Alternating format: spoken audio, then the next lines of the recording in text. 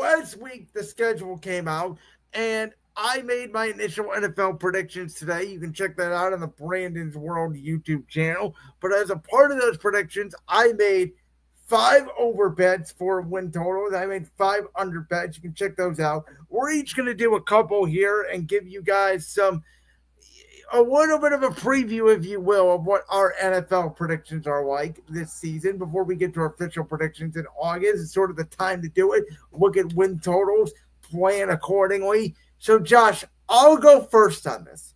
Um, Yes, please. I wanted to give you one over and I wanted to give you two unders. And I didn't pick teams like the Giants or the Saints, or Kansas City or Philly or Detroit. I wanted to pick some not so obvious ones that me and you may or may not agree on. So my over will be in the AFC East at 7.5. I'm taking the over on the New England Patriots. Not only Okay. that, but I think the Patriots are a playoff team this year. I think they will be what the Denver Broncos were last year. You picked the Broncos to be a playoff team. I am picking New England this year to essentially replace Denver as that last AFC wildcard slot. I think they have their franchise quarterback in Drake May. I think they have a tremendous head coaching upgrade in Mike Vrabel, which is worth 3 to 4 wins alone.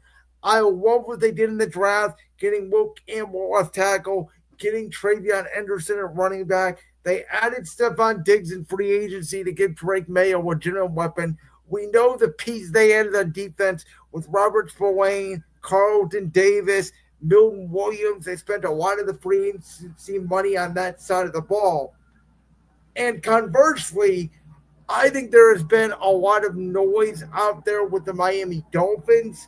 Tyreek Hill, Jalen Waddle. Will they trade one of them? What's going on with Jalen Ramsey? They didn't really upgrade their secondary. I told you I did not love their draft.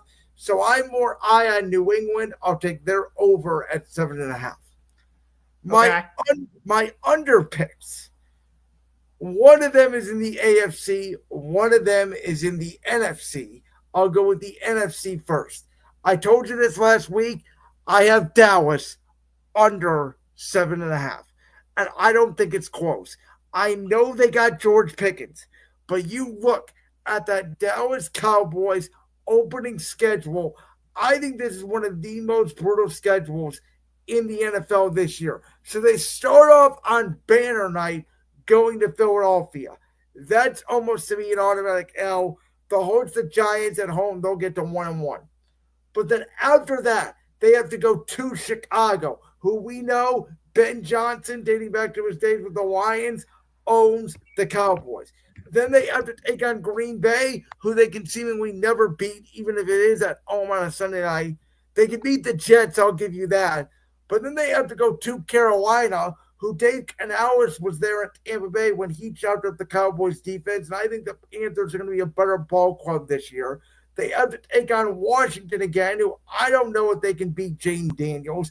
They have to go to Denver, which will be a tough task in itself. It's very hard to win there. Kyler Murray always dominates them with the Arizona Cardinals. He has his best games in AT&T Stadium.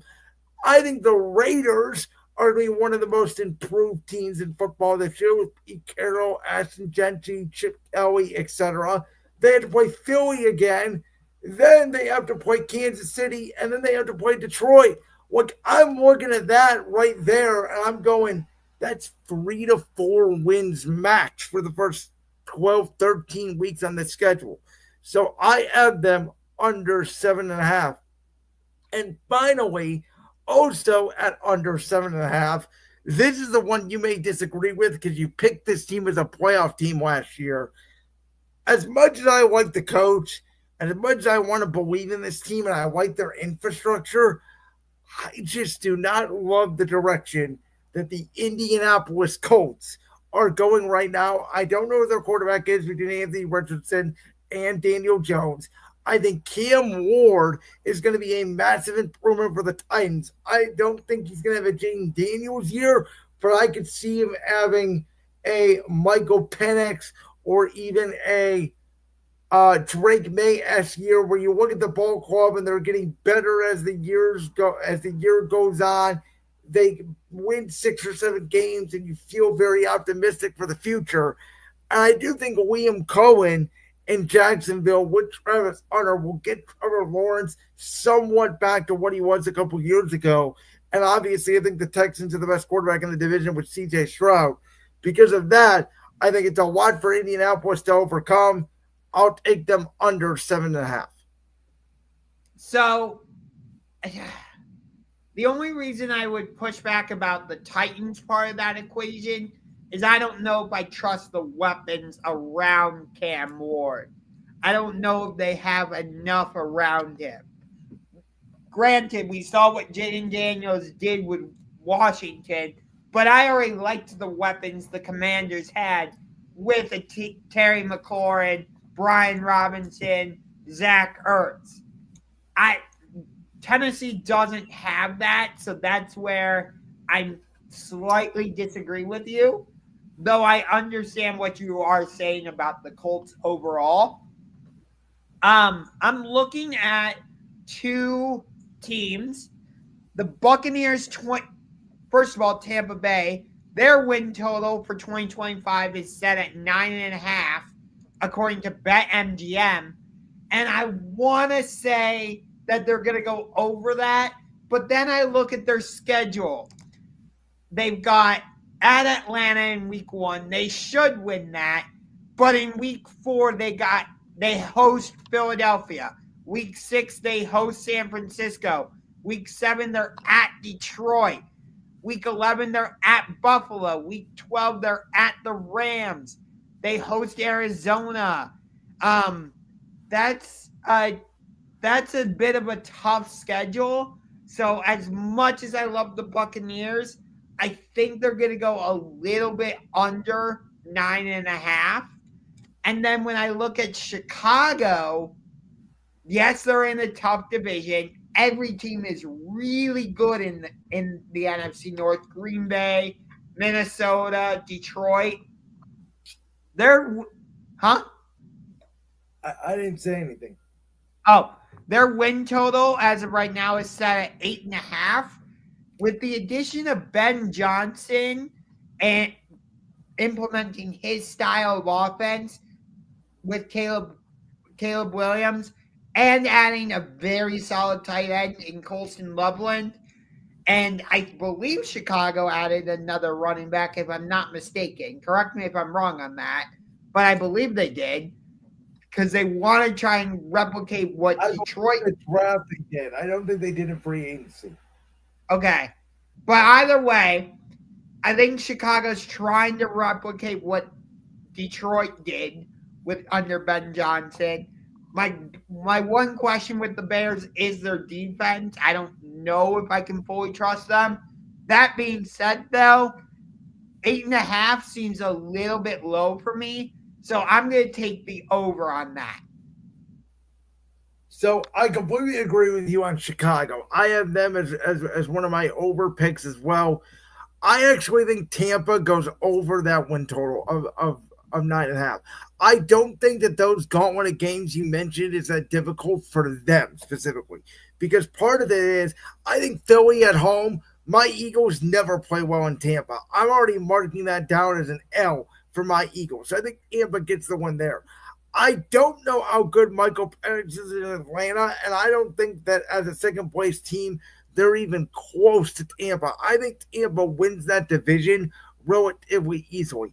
San Francisco, I think, is a matchup for them, but I think that they match up well with the Rams. I think they match up well with the Lions, like we've seen the last couple of years, where, yes, they're hard games, but they could theoretically win both those games, or at least split in that scenario. And I do think their offense is better than Arizona's as well. So that's where I see Tampa is. I think they have a good enough offense, and I think they have Todd Bowles as a defensive coordinator who puts a lot of pressure on these quarterbacks that's going to win them more games than I think some people may think. And then my final one, I'm taking the over on this one. The Arizona Cardinals, their 2025 win total is set at 8.5. I think Kyler Murray continues to take a step forward. I think he does figure out that connection with Marvin Harrison. I like what they're doing defensively. But it's more so Kyler finally figuring it out, staying healthy. I'm taking the over on Arizona. I actually agree with you. I think it's a little bit. I think they could be 8. Like I had them at 9-8, but I could see them at 8-9. So it's a little risky to me. But I agree what they did on the defense side of the ball with Walter Nolan and Will Johnson. I think that was a huge upgrade for them in the draft. I agree. I think Kyler and OC Drew Pensing will get on the same page with Marvin Harrison, and that NFC West and the NFC North. This is one of the reasons why I'm down on Dallas. Is because I look at Dallas and I'm like, they're not better than Philly. They're not better than Washington. They're not better than Detroit. They're not better than Green Bay. They're not better than Minnesota, in my opinion. They're not better than Chicago, in my opinion. They're not better than Tampa. They're probably right there with the likes of like Atlanta, Arizona, Seattle. And I like those teams outsides more than Dallas.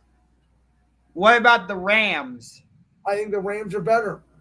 And I think San Okay. Francisco's better. Okay. Like right now, the only teams I definitively think Dallas is better than in the NFC are the Giants, the Saints, and the Panthers. Actually, I would push back a little bit on the Panthers based off of how Bryce Young finished the season last year. I don't think they have the talent defensively.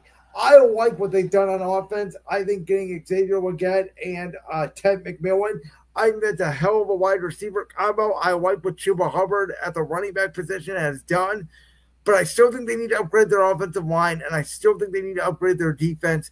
I don't think they're there yet. I think they're, again, a victim of they're not better than Atlanta. They're not better than San Francisco. They're not better than the Rams. They're not better than Arizona. They're not better than Philly. They're not better than Washington or anybody in the NFC North.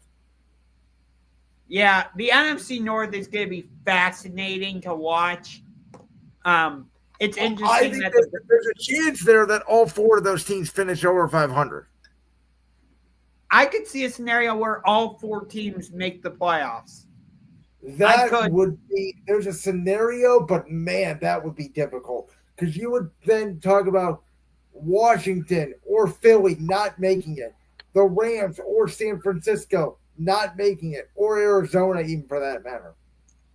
I understand that, but you look at all 4 of those teams. Green Bay, I know I'm higher on Jordan Love than you are. I'm higher on them this season because I think they got a break in their schedule. Okay. And do I think Detroit's going to take a step back? Yes. But do I think they're going to fall off a cliff? No. I think it'll take them a little bit to figure out their identity without Ben Johnson, but they're still going to be a very good team.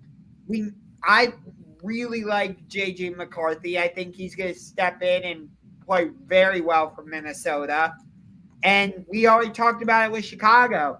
So I really do think there's a possibility all 4 teams get it.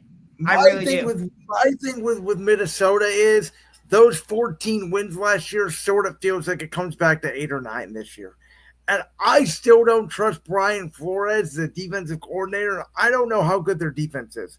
Like, I don't know. I think of all those teams in that division, the one with the least amount of upside, believe it or not, even though they're a good team, is the Vikings. Really? Yes. Okay. I think that they have, as good as J.J. McCarthy, I think is, he may be the worst quarterback in that division. Because I think Caleb is going to have a hell of a year this year. I think Caleb Williams is going to have the year that I predicted him to have last year, this year. So, from what I've seen, the Detroit Lions are the betting favorite to win that division. Oh, for the record, I'll back this. I think the Packers are actually going to win that division this year. You, I don't. As I'm gonna surprise Here's, you. here's I'm my gonna thing. surprise. Let me Here's my hold thing. on. Okay, go Go ahead. on. I could see a scenario where Ben Johnson, in his rookie season with the Chicago Bears, pulls it off, wins that division. I With could see Caleb it too. But also, look at Green Bay's schedule, Josh. So they get early in the year. We just talked about the Lions are going to have new coordinators. They get them week 1 at home. That is advantage Green Bay to me. Then they go on a short week. They get Washington. Guess where? They get them at home. That's an advantage. Then they get Cleveland. Then they get Dallas, who they own. Then they get the Bengals, who we know always get off to a cold start. And guess where they get them at? At home. Then they get Arizona. Tough game going to the West Coast. Then they get the Steelers, who even if Aaron Rodgers is their quarterback, you know they're going to be motivated there to beat the Steelers in Pittsburgh, and I think they're a better team anyway. Then they get Carolina at home. Then they get Philly, who I know Philadelphia has beat them recently, but you know what? That game is at home. Then they get and the it's Giants, on and and it's it's on on Monday night. Yep. And then they get the Giants, and then they get Minnesota, but they get them at home. Like I could see them getting off to, dare I say, 9-2, 10-1 start. I can really see that. Yeah. I know Tom Grossi would love that because he is a big time Green Bay Packers They fan. get all their big games early in the year at home, and even their tough games, you're like, okay, they always beat Dallas on the road. Cincinnati, they get them at home. Philly, they get them at home. Washington, they get them at home.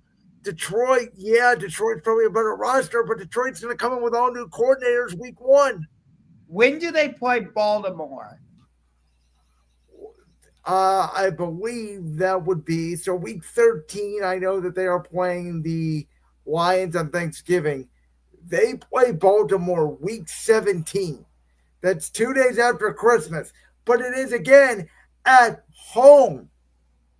So they have to. So their two AFC North road games are the Steelers and Browns. Huge break for them. Yeah. That's what I'm saying. They got a huge schedule break. Yeah, they really did. Because your two toughest AFC North games are at home. And your two toughest NFC games, arguably Philly, Washington, they're both at home. Yeah. And I would say your hardest road test is at Detroit on Thanksgiving, where you have played very well in Detroit. Yeah. I remember that was their turning point game a couple years ago. So I could definitely see a scenario where Green Bay wins that division. But I look at Chicago's schedule. I'll pull it up. I look at the Bears' schedule. They got Minnesota at home. They get Dallas at home. Yes, they're at Washington. That is a bit of a revenge game. Which? At Washington. Oh, yeah. And that's on Monday Night Football. They host New Orleans, okay? Then 2 back-to-back road games at Baltimore and at Chicago. Or I'm sorry, at Baltimore, at Cincinnati. At Cincinnati, yes. And then they're at home against the Giants and at the Vikings, home against the Steelers, at Philadelphia, at Green Bay. That's a tough road back-to-back. But then you get home against Cleveland, home against Green Bay, at San Francisco, and home against Detroit. That's not a terrible schedule for the Bears. It's not, but I think it's harder than Green Bay's because you got to go to Baltimore. You got to go to Cincinnati. You got to go to Philly. You got to go to Green Bay. And then at the end of the year, you got to go to San Francisco. Yes. That's 5 losses to me. And to add to that, They have a week 5 bye week, so it's not early in the season. Well, Philly also had a week 5 bye week last year. Let's point that out. True. But the Bears are not the Eagles.